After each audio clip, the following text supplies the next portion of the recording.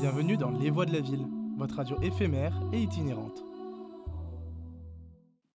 Bonjour, c'est Elora Michaud pour l'action Pas faite pour ça. Dans ce podcast, je reçois des hommes et des femmes en situation de handicap qui ont construit leur propre trajectoire. Donc aujourd'hui, nous avons le plaisir d'accueillir Camille. Bonjour Camille. Bonjour. Alors Camille, peux-tu te présenter? Voilà, ta situation familiale, ton âge, où tu vis? Oui, bien sûr. Alors donc moi je vis à Paris, j'ai, 25 ans, bientôt 26 et j'ai obtenu, mon diplôme de médecine il y a maintenant, 2 ans. Là, je suis interne en génétique médicale et je prépare actuellement ma thèse pour, devenir docteur en médecine, et à côté de ça, j'ai fondé une association qui s'appelle, l'association Draw Your Fight, qui a pour mission de sensibiliser au handicap, particulièrement lorsqu'il est invisible, et d'accompagner les personnes concernées, ainsi que leurs proches. Est-ce que tu veux bien, Camille, nous parler de tes handicaps? Moi, je vis avec des douleurs très invalidantes qui ont débuté à l'occasion d'une chirurgie il y a maintenant 9 ans. J'ai vécu, un parcours médical très compliqué, qui fait que j'ai eu beaucoup d'errance, et à la fin de tout ça, on m'a diagnostiqué, un syndrome de compression nerveuse assez rare, c'est-à-dire qu'il y a de la fibrose, un tissu rigide qui s'est placé autour de mes nerfs et qui les comprime, ce qui génère beaucoup de douleurs. Ma prise en charge n'ayant pas été optimale, ça s'est beaucoup, beaucoup aggravé. Donc aujourd'hui, je suis très limitée par mes douleurs, notamment, je vis, perfusée en continu par l'intermédiaire aujourd'hui d'une chambre implantable depuis maintenant 2 ans. Donc voilà, on va dire que moi, mon principal handicap, c'est la douleur, et aussi, bah, toutes les répercussions des différents traitements sur la vie quotidienne et les limitations que ça va entraîner. Camille, peux-tu nous expliquer ce qu'est une chambre implantable? Oui, bien sûr, la chambre implantable, c'est, un dispositif médical qu'on connaît aussi souvent sous la formulation, de PAC. En fait, c'est un petit boîtier qu'on place sous la peau de façon, permanente lors d'une intervention chirurgicale, qui permet d'administrer des traitements pendant, très longtemps. Souvent, c'est un dispositif qu'on voit utilisé dans le cancer, c'est-à-dire on l'utilise pour les chimiothérapies, c'est intermittent. Mais, dans certains cas, quand on a besoin de traitements au long cours qui sont en intraveineuse, donc par les veines, on peut déposer ce genre de dispositif. Moi, la particularité, c'est que donc, bah, en fait, elle est branchée, 24 heures sur 24. En fait, je ne suis jamais débranchée par rapport, par exemple, à des personnes qui ont des traitements intermittents, et les répercussions que ça a au quotidien, c'est qu'en fait, la chambre implantable, quand elle est branchée, on peut pas du tout, la mouiller, par exemple. Il y a aussi tous les fils, qui ressortent, parce qu'évidemment avec ça, il y a des pompes et cetera, qui permettent en fait, bah, au produit de passer même dans la vie de tous les jours. Parce qu'en fait, il faut savoir par exemple que, bah, elle est branchée même quand je vais aller travailler, par exemple. Donc c'est vrai que, c'est une adaptation différente un peu de la vision qu'on a de ce dispositif au quotidien d'habitude, qui est en fait, quand les gens sont pas à l'hôpital et pas branchés, bah, ils continuent leur vie comme si le dispositif n'était pas là. Moi, dans mon cas, c'est un peu plus compliqué, dans tous les gestes de la vie quotidienne. Mais après, c'est vrai que, mes traitements aujourd'hui ont permis quand même que j'aille un petit peu mieux, même si bon, c'est toujours très compliqué. Mais voilà, en tout cas, c'est un dispositif qui, m'a beaucoup facilité la vie, parce que ça évite d'être piqué, bah, plein, plein de fois, on va dire au niveau des bras. Et aussi, par contre, les difficultés qu'on a, qui sont, les risques principaux, c'est le risque d'infection, parce qu'il faut savoir que c'est placé juste à côté du cœur. C'est vraiment très impressionnant, Camille. Heu, est-ce que tu peux nous dire au quotidien, comment tu dois t'adapter avec tes handicaps? Oui, bien sûr. Alors, en fait, moi, dans ma vie, professionnelle, la principale difficulté que je rencontre, c'est le fait qu'avec mes douleurs, j'ai beaucoup de mal à travailler en présentiel. C'est vraiment la principale contrainte aujourd'hui que j'ai sur mon monde professionnel, Et donc c'est vrai que pour ça déjà, j'ai choisi une spécialité médicale qui s'adapte plutôt bien au distanciel, c'est-à-dire la génétique. Parce que moi actuellement mon travail, c'est en fait quand les patients, on leur suspecte une maladie, liée à une modification de l'ADN, ils font des prélèvements et derrière ces prélèvements, il y a des médecins qui vont les analyser pour déterminer est-ce que, ils ont ou non une certaine maladie. Et donc moi, je fais partie, aujourd'hui de ces médecins-là qui travaillent, donc moi, je travaille actuellement en laboratoire. J'ai fait aussi de la clinique, c'est-à-dire avec justement, des patients et cetera. Donc voilà, donc c'est vrai que moi, le principal aménagement dont j'ai besoin, il est vraiment lié à la douleur et lié au fait que, j'ai du mal avec la position assise notamment, la position debout. Je me déplace avec une béquille depuis maintenant, je pense plus de 5 ans. Donc c'est vrai parce que moi, ça fait plus de 10 ans en fait que bientôt 10 ans que je suis en situation de handicap. Donc c'est vrai qu'au quotidien, je me suis beaucoup adaptée. Et aussi, l'une des principales choses aussi dans mon monde professionnel, c'est, le temps de travail. C'est vrai que, moi, par exemple, je peux pas travailler à temps plein, surtout que les médecins sont connus pour travailler souvent beaucoup à l'hôpital. Moi, je suis à 50 actuellement. On va dire que mon temps de travail a varié. À un moment, je travaillais à 70, là, je suis passée à 50 et c'est vrai que, ça me permet notamment d'avoir du temps, pour, les rendez-vous médicaux, que ça soit, à l'hôpital ou en ville et aussi, de me reposer parce que c'est vrai que quand on vit avec un handicap, quel qu'il soit, souvent on est plus fatigable, et donc c'est vrai que ça fait du bien de pouvoir, on va dire essayer de respecter sa santé au mieux tout en essayant de conserver un lien avec le monde du travail parce que c'est vrai que, moi j'ai commencé mes études de médecine. J'étais déjà malade, mais ma santé, vu qu'elle s'est dégradée, on va dire que j'ai dû adapter progressivement, on va dire, mon parcours à ça et en même temps, j'aime énormément ce que je fais, donc on va dire que malgré les contraintes, j'essaye, de continuer et aussi, l'une des principales difficultés, je pense qu'on est beaucoup à rencontrer, quel que soit le métier, c'est le fait que, forcément, de l'autre côté, les professionnels, mais aussi les administrations sont pas très habitués à ce genre de modifications et donc parfois ça peut être un peu difficile, mais voilà, on va dire que globalement, moi, ce que j'ai besoin, c'est donc une diminution du temps de travail et du télétravail, on va dire de façon assez, régulière, même très importante. Merci Camille. Tu as ta vie professionnelle et tes handicaps et tu as aussi créé une association. Est-ce que tu peux nous en parler? Oui, bien sûr. Alors, en fait, moi, j'ai créé une association qui s'appelle l'association Draw Your Fight, donc ça veut dire dessine ton combat. C'est une association qui a plusieurs volets d'action. La première chose qui me tient beaucoup à cœur et aujourd'hui sur lequel on est beaucoup à œuvrer, c'est la sensibilisation. Tout d'abord, pour faire connaître en fait ce qu'est le handicap, ses diversités, parce qu'il existe une multitude de handicaps et de répercussions différentes. Donc pour ça, notamment, on diffuse des livrets d'informations, on intervient dans les entreprises, on a une exposition aussi qu'on fait voyager à travers la France, qui représente notamment qu'est-ce que le handicap invisible. En fait, on essaye vraiment de mettre en lumière, notamment par l'intermédiaire du dessin, ces mots qu'on voit pas, comme la douleur, la fatigue, mais aussi les troubles psychiques comme l'anxiété, la dépression. Et après, on a un deuxième volet d'action autour de l'information et de l'accompagnement des patients. Là, pour le coup, on va beaucoup œuvrer dans l'éducation thérapeutique, c'est-à-dire qu'on va venir notamment intervenir dans les hôpitaux pour faire des ateliers avec les patients, mais aussi en distanciel pour discuter de comment mieux vivre avec la maladie, comment justement, par exemple, on peut adapter son travail à son handicap, comment on peut aussi mieux gérer la fatigue, par exemple, en fractionnant les activités. Voilà, on va dire créer des lieux d'échange qui permettent aux personnes concernées de se sentir, on va dire, entendues et écoutées. On essaye toujours de travailler en collaboration avec les professionnels et aussi d'intégrer, quand c'est possible, les proches aidants. Et enfin, le dernier volet d'action qu'on a beaucoup et qui forcément, quand comme moi, on est dans une situation médicale compliquée, apporte de l'espoir, c'est la recherche.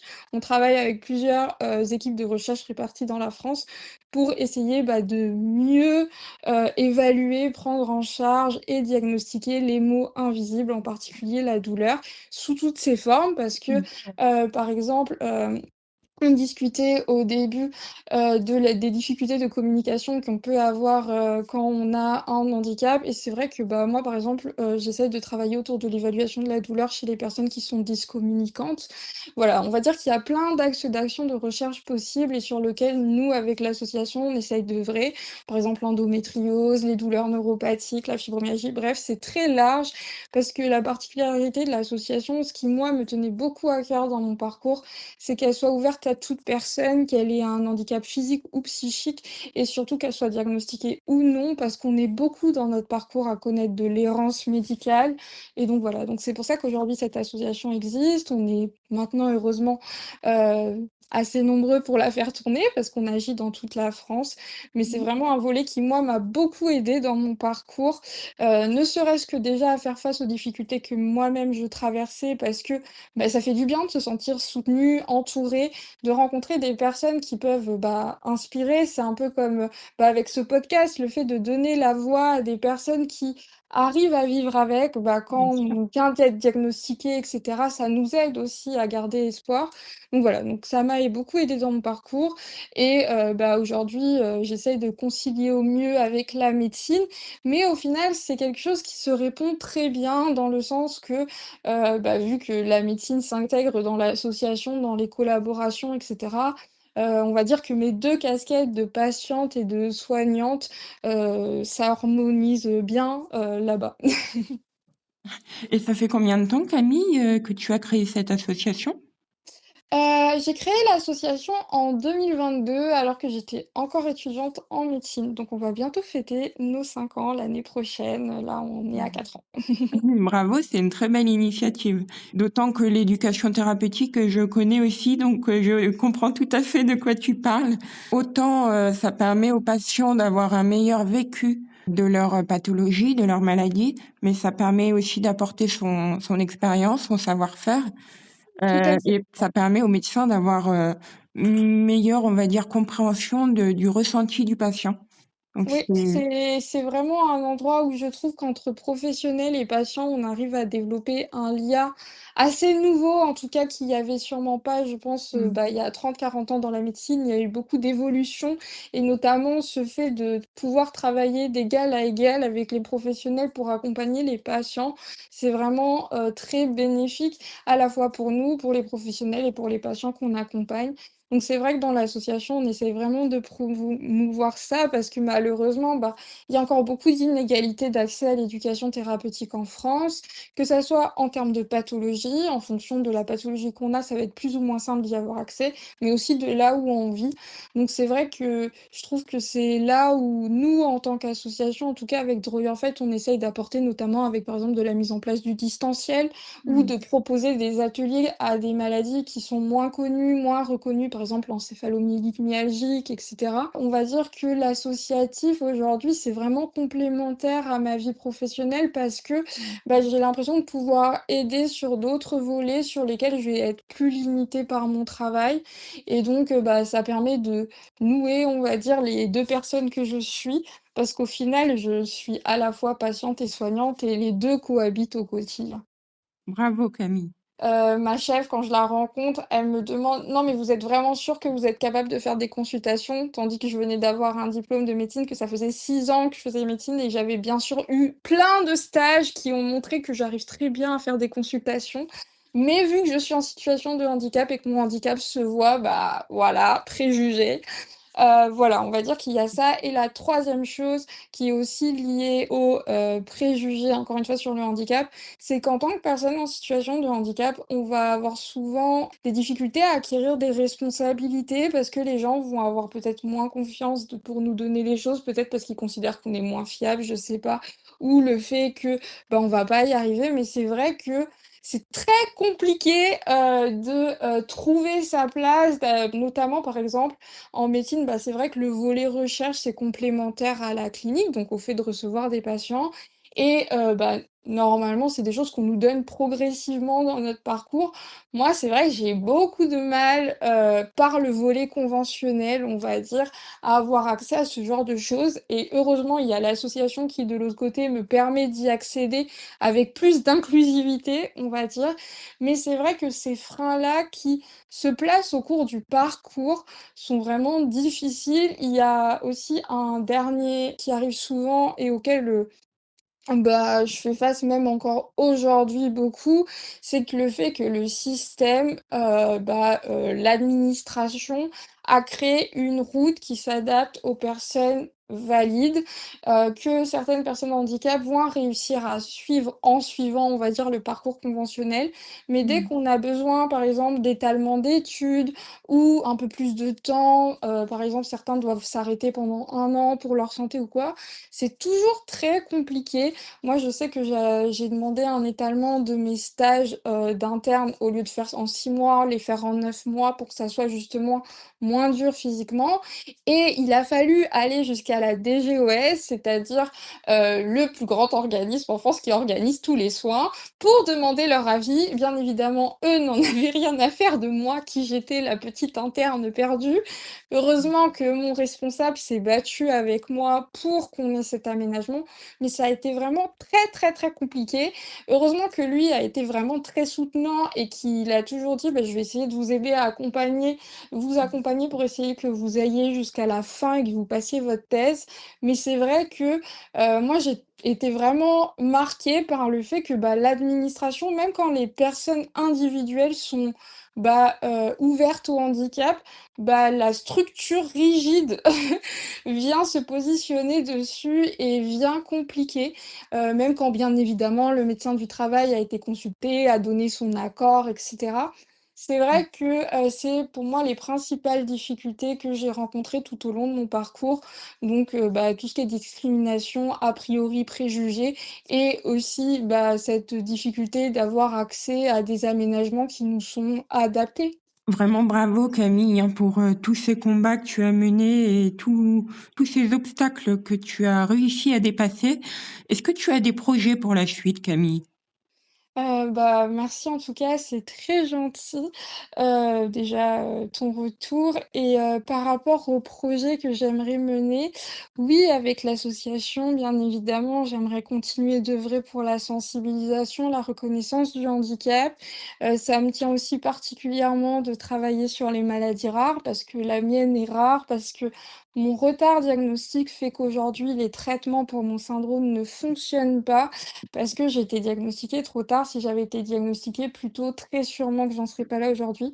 Donc c'est très important pour moi aujourd'hui d'œuvrer par cet intermédiaire-là autour de l'amélioration de la reconnaissance, des mots invisibles, une meilleure écoute, une meilleure compréhension.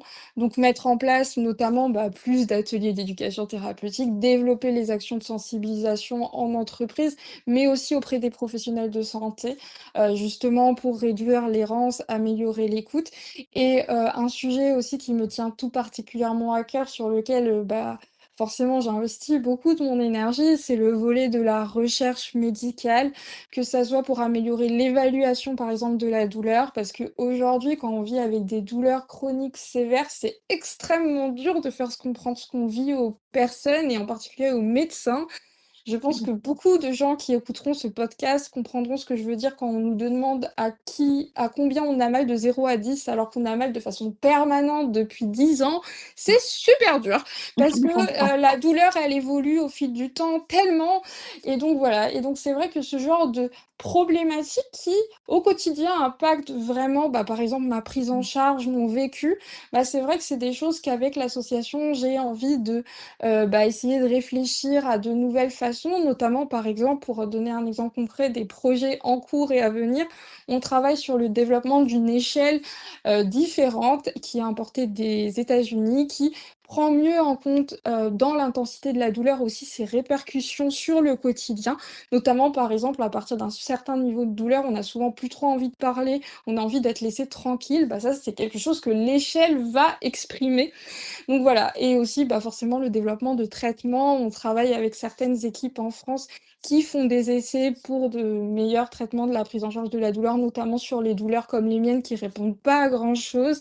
Donc voilà, Mmh. c'est vrai qu'en tout cas, moi, ça me tient à cœur d'utiliser à la fois mon vécu patient parce que, bah, il compte et il est extrêmement riche pour accompagner notamment les équipes dans le choix des problématiques, mais aussi, bah, mon expertise en tant que professionnelle, notamment donc moi, dans mon cas, sur les maladies génétiques et rares, voilà, pour essayer de porter, un peu plus de prise en charge plus efficace, une meilleure écoute et le dernier projet, je dirais que j'aurais, c'est vraiment, bah, de finir, on va dire l'internat, de passer ma thèse et après, bah, d'essayer de trouver un service qui voudra bien de moi en tant que personne handicapée parce que j'avoue que c'est quelque chose que j'appréhende beaucoup parce que, bah, c'est pas facile de s'insérer dans le monde professionnel. Au final, bah, on va dire que dans ma vie associative, les professionnels que je côtoie sont hyper inclusifs et donc s'adaptent très, très bien à mes besoins et à mes particularités.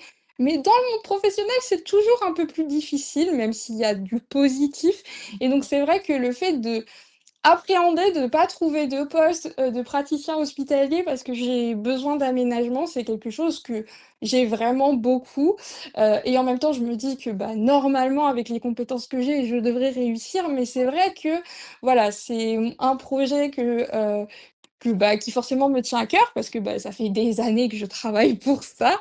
Mais c'est vrai qu'en tout cas, ça fait plaisir aussi d'avoir ce genre de podcast qui donne la voix, au handicap dans le monde professionnel parce qu'on se dit que, bah, ça va permettre de visibiliser ce genre d'appréhension qu'on a, qui forcément les gens qui sont pas concernés par le handicap vont se dire: «Mais c'est trop» je veux dire, c'est pour, beaucoup de mes collègues, c'est normal d'avoir un poste après l'internat.